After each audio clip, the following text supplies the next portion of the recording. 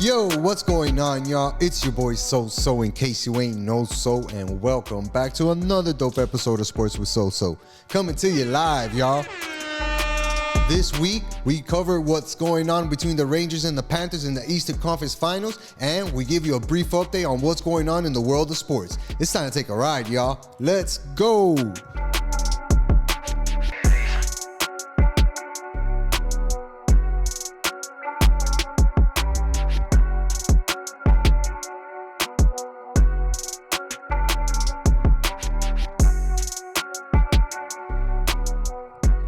Yo.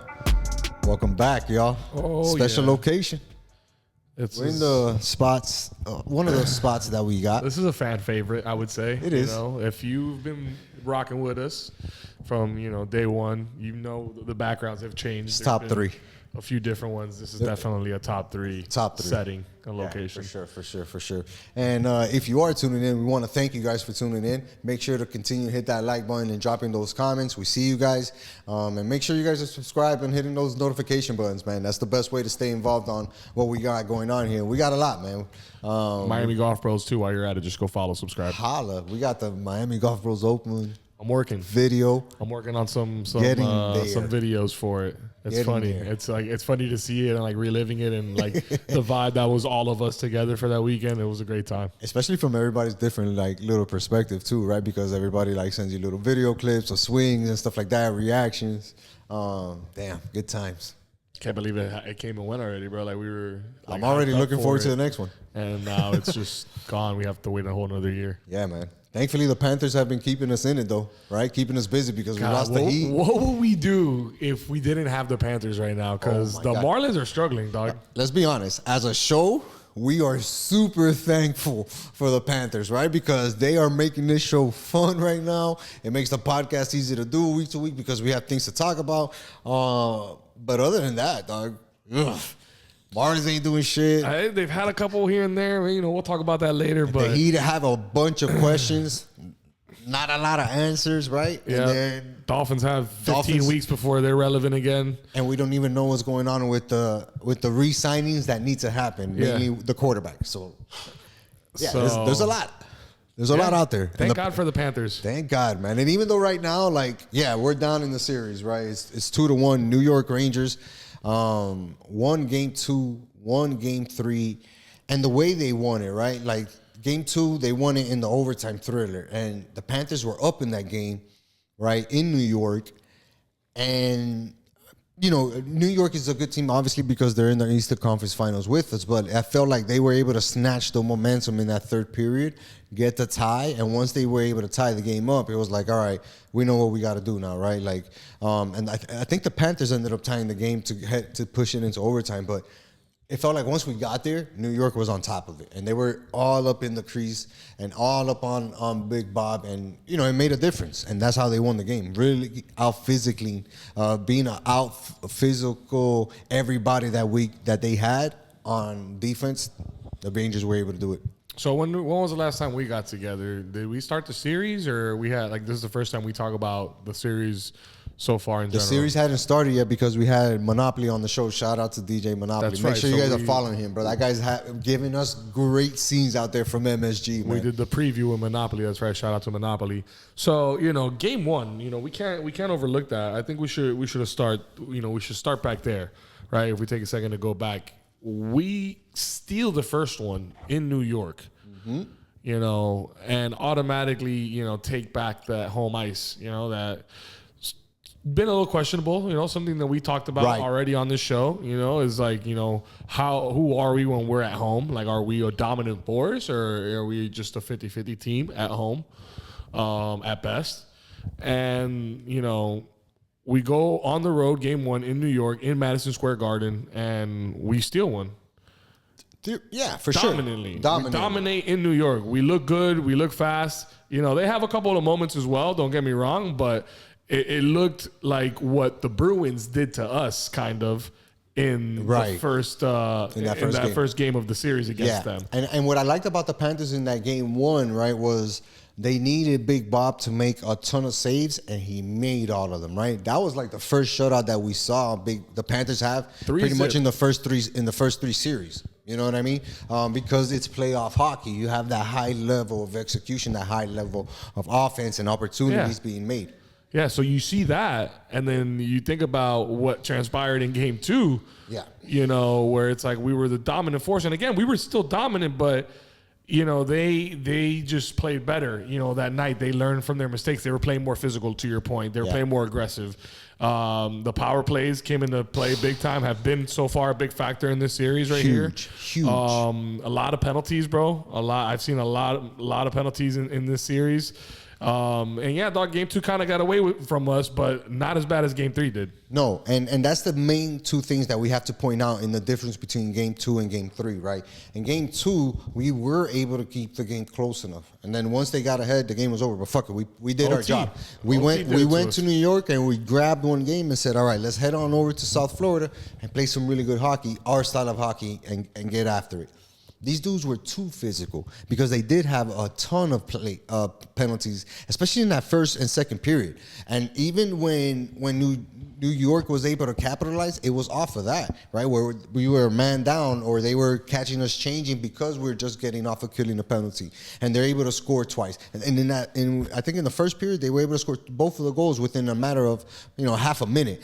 That was game 2? That was game 3. All right, yeah. So game 3 was the one, man, that got weird because, again, we score first. And like you said, within 30 seconds, they put up 2 goals. Boom, boom. And it was like how we were going to react to that. And it's like, all right, like we can still come back from this. This is a big blow, but we can still come back from this. And then we ended up scoring another one. Yes. To go, I think it was to tie it up 2-2 at the end of the first. 2-2, correct. So at that point, we're like, all right, we made the comeback. We withstood their best punch. Let's see us go out there and dominate the second period like we've been doing all playoff long, right? And see if we can swing the momentum that way. Bro, complete opposite. Again, penalties, bad passing, turnovers. Well, we had one penalty that went our way. Yeah. And it was Florida power play, and they scored, bro, on a shorthanded. On the shorthanded, dog. Dog, that killed that. Like that was something that was like, what is going on with Bobrovsky right now, bro? He's been our guy, our pillar. But they left him hanging too, right? Also, because you can't give a breakaway when you have a man advantage. Take the penalty. I'd rather you take the penalty and sweep that guy from the back rather than him get a clean shot on Big Bob. That's a lot harder for him to defend. And to not completely discredit him, it's not like he gave him tremendous move before he scored, right? But he did his job. He got Big Bob moving from left to right, and the moment he did that, he was able to expose that and hit another backhand. But that's on the defense. That's on the offense. We can't allow that stuff to happen, and that's us being sloppy. Yeah. You know what I mean? And I think that to their demise, they kind of dug themselves way too deep. Because, yeah, they're down 2 goals, but we saw them come back and get those 2 goals in the third period, right? And Barkov, of course, leading the way in the comeback, being the captain, being the leader that he is, continued to play hard. But I think the message had to be there, like, guys, it's okay to be physical, but let's keep our heads about us because we can't just give these guys the game, right? It's one thing if they earn it, like they did in game 2. That was a low-scoring game, 2-1. This game ended up being 5-4, bro, where the Panthers lost in OT. And game 2 was OT. We took it to OT, and we put them through like damn near 15 minutes of OT before they took it away, which doesn't favor us. If we look back at the Panthers, we get it done early in OT. Yeah. You know what I mean? Like we're kind of like hot in the third, the third period, and then boom, we kind of seal it in that OT in the opening, minutes. Right. And we grueled. We grinded for 75 minutes, bro. Bunch. On the ice. And then game 3, bro, we just shit the bed, bro. We shit the bed. We shit the bed at home. In front of the fans. And that's the worst part about it, Joel, because, if you saw it on my Instagram post, we had lost 3 of our last 4 playoff games at home. And that's a terrible, terrible Horrible sign. Stat. You know what I mean? And that's, for as much as it sucks, that's on coach. You got to do something to switch it up and change something up in the mentality that these guys are approaching the home games with. He's been good, bro. And coach has been good. It's not that the place is empty or there's a lack of energy or anything like that. Like the fans are doing their part. They're packing that place. They're even driving the other fans out. Yeah, there were Rangers fans out there. Obviously, there's tons of New Yorkers that live down here. But it was 95% Panthers fans in there. Let's be honest, right? So even tonight, when we look at tonight's game, and hopefully you guys are watching it and tuning in. But what I'm looking for is for these guys to play cool, calm, collected, be physical, be smooth with it. You know what I mean? Like play that flashy style of hockey, get rid of the puck quickly, don't hold on to it, trust in your teammate. That type of blind, chemistry in order to build on the success you've usually had at home. And you have to forget about everything that's happened up to this point in the series. You have to treat it brand new because this is a new game, a must-win game, right? Yeah. A must-win game. So you have to approach it with a mentality of all or nothing. That doesn't mean play desperately, but that means you have to go out there and execute to your highest ability. Absolutely. No mistakes. Absolutely, dog. I mean, and you talked about more, Coach Paul Maurice. Mm-hmm. I think he's been doing great with his rotations and the way he's been scheming, against the Rangers and what they're doing, against us. One thing I could say is I need some more Ryan Lomberg. Yeah. You were talking about that swag and that speed and that that finesse. I haven't seen that kid enough on the ice. In the last 2 games, I think. Yeah, and Longberg, long hair Longberg is what I like to call him. Lombard. He's an essential guy, quote unquote guy, right? A guy that we can really use and for all types of things. A utility knife, you know what I mean? Like a Swiss Army. And that second and third rotation, it goes. But we also need our stars to be stars. We haven't really seen Tkachuk score a lot, right? He's had points here and there, but he hasn't been a consistent goal scorer. We need that. Verhaeghe had 2 on Sunday. Verhaeghe had 2 on Sunday. Sam Reinhart continues to do his thing. We need that other part to kick in.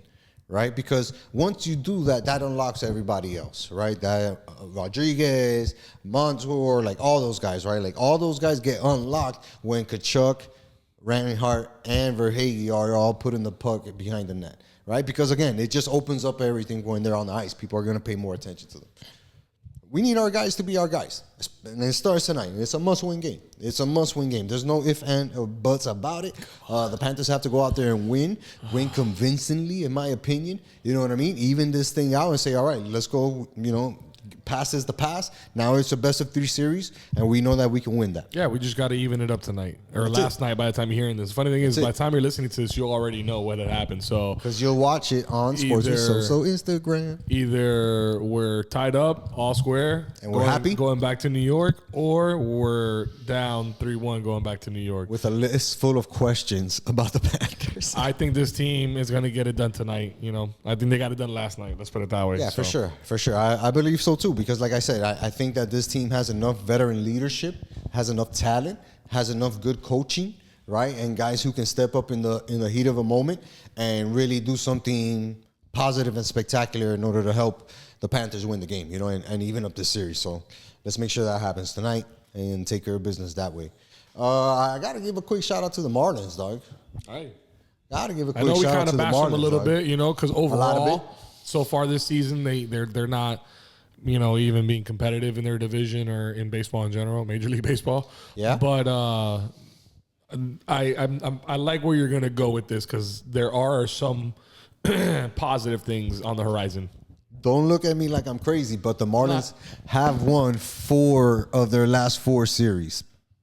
2 out of 3, 2 out of 3, 2 out of 3. They took 2 out of 3 from the Mets, 2 out of 3 from the Tigers, 2 out of 3 from the Brewers at home, 2 out of 3 from the Diamondbacks on the road, and now, they lost the first game of the series against the Padres, and they're facing a familiar face there in Luis Arias, which is fucking super weird.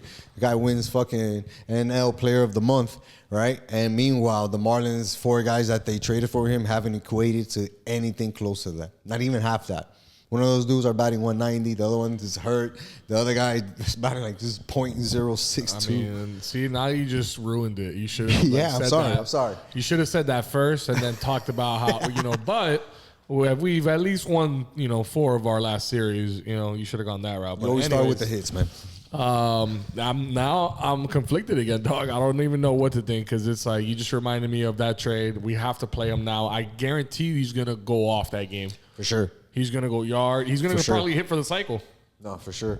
And look, my point in saying that is like, if the Marlins look at it, right, from their macro vision, right, because I don't think they do anything micro. If they're doing it from their macro vision, it's working for them, right?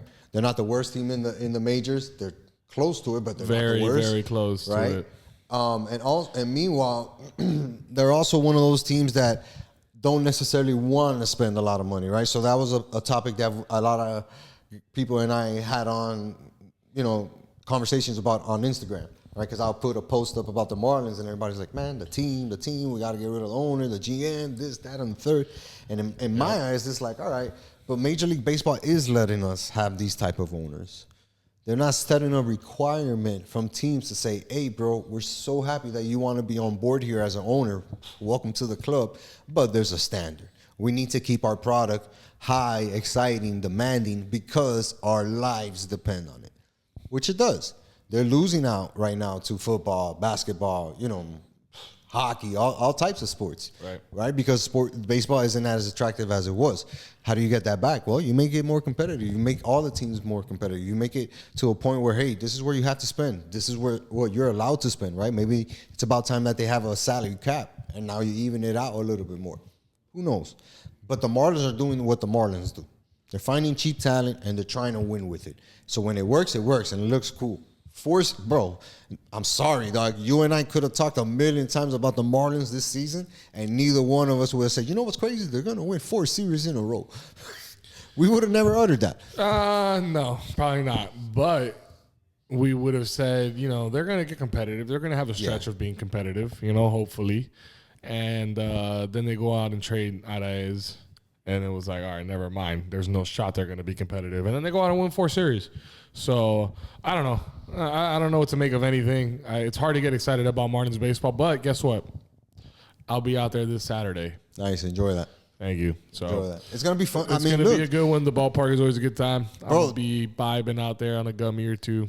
If you need a good time that's cheap, you go to Marlins games. Because you're going to be able to get the whole family of 4 in there for under $100. Oh, yeah. Fed for under $100. Parking, ponle ahí $20. If you pay the lady, no blocky, no blocky. Hey, and that's it. No blocky. No blocky. $120 at a Marlins game, dog. That gets you in the door at a Heat game. You can't even pay to get into a Heat game for that. You know what I'm saying? So the Marlins are doing their best to do their promotions to get people in there, and I respect it. But if we're talking about being a real threat, either the talent blows up, right, and it explodes into super all-star. Not saying it can't happen, right? You get look, 2003, perfect example. 97, perfect example. Sure. So you do see it happen in baseball, right? Where a young team gets mixed in with some veteran with an explosive arm, and boom, it turns into a championship team out of nowhere. What is this, Major League? Yeah, right? The Rocket? It happens. Need the Rocket. Dog, trust me, it happens in baseball. But for the Marlins, we've seen it happen. You think Wild Thing is going to sign? We've had a couple of wild things. Beckett was definitely a wild thing, dog. And look at that. The guy fucking went all the way to being a World Series champ. That's the last time. You know what I mean? But 20 years ago. That's my point. You find young guys, and when it turns out right and everything works, it happens. And that's the magic of baseball. Are the Marlins close to that? I would say no. But if they continue to build successes, however they see them, right, and having young talent emerge, or at least have this collective young talent play a certain style of baseball and do it well, then it might just turn into winning. The thing is, us as Marlins fans, we don't know if it'll really translate to winning because we've never seen the long-term project completed. We've seen the short-term project work. Right. We've seen it fail, and then it get rebuilt countless times. We've seen that countless times. Right. But we've never seen the dedication to the long-term project. The process. Right. So that's the Marlins' best hope, in my opinion. Hey, well, keep on winning series, and maybe you'll find a spot in my heart again. Yeah, for sure. For sure. Real quick on the NBA, dog. If Dallas wins tonight, they're up 3-0 on Minnesota. They'll be winning the Western Conference Finals. We saw Boston win the Conference Finals, Eastern Conference Finals. Some of us say the weakest ever Eastern Conference Finals, but we're not going to debate that here. Who would you like in that series? Would you like the Mavericks, or would you like the Celtics? I think at this point the Mavericks are, they're hot. Yeah, they look like they wanted more. They're playing more like a team. Whatever spark the Wolves had kind of has fizzled out. Nobody's ever come back down 3-0. Never. Anthony Edwards hasn't really been there, to do what people thought he was going to do, in this series. Rudy Gobert is non-existent. Luka and Kyrie are just kind of doing whatever they want with the pieces that are around them. It doesn't matter. They look like they're going to be primed to take on the Celtics. Now, if it's Dallas and the Celtics, I got to go for Dallas, which hurts just because I hate the Celtics. Right. But I hate Dallas too. Right. No, for sure. You understand. Yeah, I definitely understand. You know, if you ask me, it's F both those teams for life. Right, yeah. Neither of them should win. Love to all my Dallas folks and all my Boston folks, but, you know, these colors don't run. If you know, you know. But if we're talking about who has the best offense, like out of the 4 teams, Dallas has the best offense, right? Because you have 2 guys who can handle the rock and are super explosive and can make big shots. You know what I mean? So, like, yeah, that's super dangerous. Boston doesn't have anything like that. Indiana doesn't have anything like that. We see They got that. Jason Tatum. They got Jaylen Brown. No. But none of those dudes got are. Derek White. They ain't no Luka offensively. They don't match Luka offensively. I'm sorry. Yeah, though. I feel like Luka's the X factor. No, the thing is, And like even Kyrie to some degree. Luka's the X factor. Kyrie's the Y factor. Like, because it's like when they're both on the floor, they figured it out. They've played long enough together where, you know, they figured it out now. And like when they're both on the floor, they know how to not step on each other's toes. I think Kyrie kind of takes a step back to Luka, lets him kind of be the floor general and do what he wants, but has no problem handling the rock when Luka's not around and like taking over the game. And it would be poetic justice for Kyrie To go back to go Boston. back to Boston and win a championship against them. What I noticed between those guys are, and we've seen it across the NBA countless times, right? Like 2 big superstars, offensively, you know, powered guys with the skills to handle the rock, hit big shots, be the man, drop 35 points on a regular basis, right? It takes a while to figure out how to make that work, especially in the backcourt. We're both guards. Right. We saw it when LeBron was down here with Wade, And Bosh. Bosh. Like it took a while for those guys. Yeah. Even for the big 3 between Ray Allen and Paul Pierce, because people think that Ray Allen is just some 3-point specialist. That guy was dropping 38 points on everybody when he was the only guy on his team, right? But I say that to say, like, I think that they struggled through the season, which led them being a lower seed in the West. But once they were getting into that playoffs and they figured out, like, yo, this is how it works. Damn, now we're flowing. The chemistry is there. Those dudes have been untouchable. And if you're the best offense, I don't care what your defense is, bro. When it's all tied up at 108, and you need a shot, a defensive player ain't going to hit that. You know what I mean? Nah, we know Kyrie's going to hit that. We know Luka's Luka's going to hit that. big shots. We know Kyrie's going to hit big shots. Why? Because they've both done it already. I don't know if Tatum is. And that's not a diss. He just hasn't done it enough, right? I don't know if Jaylen Brown is. That's not a diss, but they haven't done it enough. The one guy who has experience there probably hitting big shots is like Horford. But that's because he's like such a veteran player. No, I'm saying he's hit big shots in games like he did it in game 3 and game 4. Sure. You know what I'm saying? The game was, they were down 1. They found him the pass in the corner, and Buddy was like, guess what? I shot 1,000,000 of these.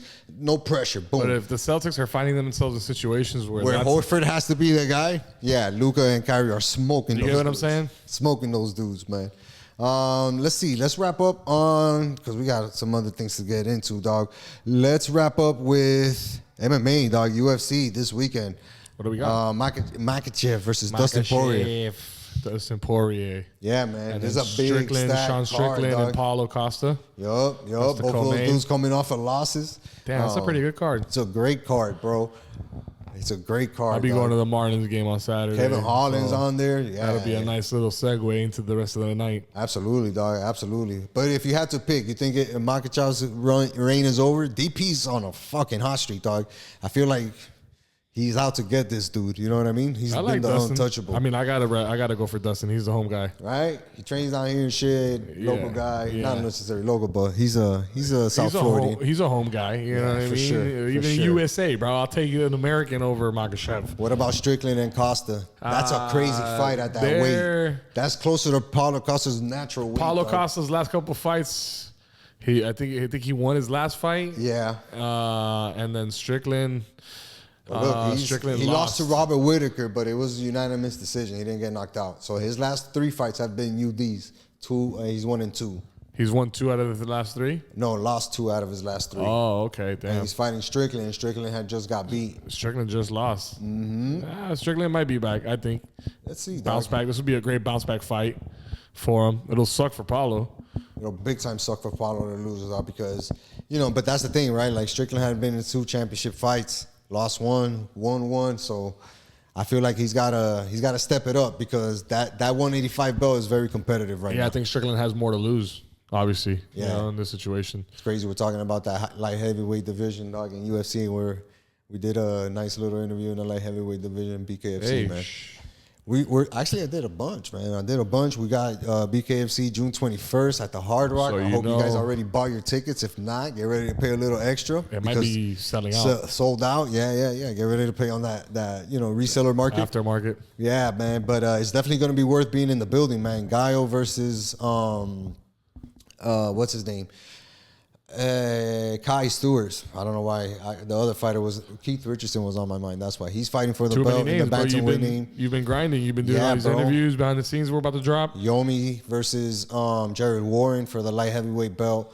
Merck, who's fighting in that division. Cutman G's fighting that night as well. He's one of those top 10 guys. That's a stacked card. 3 championship fights on that card, man. Don't miss it. June 21st. We're gonna be out there, man. So make sure you guys get your tickets and join your boys out there for a good time, man. Oh yeah.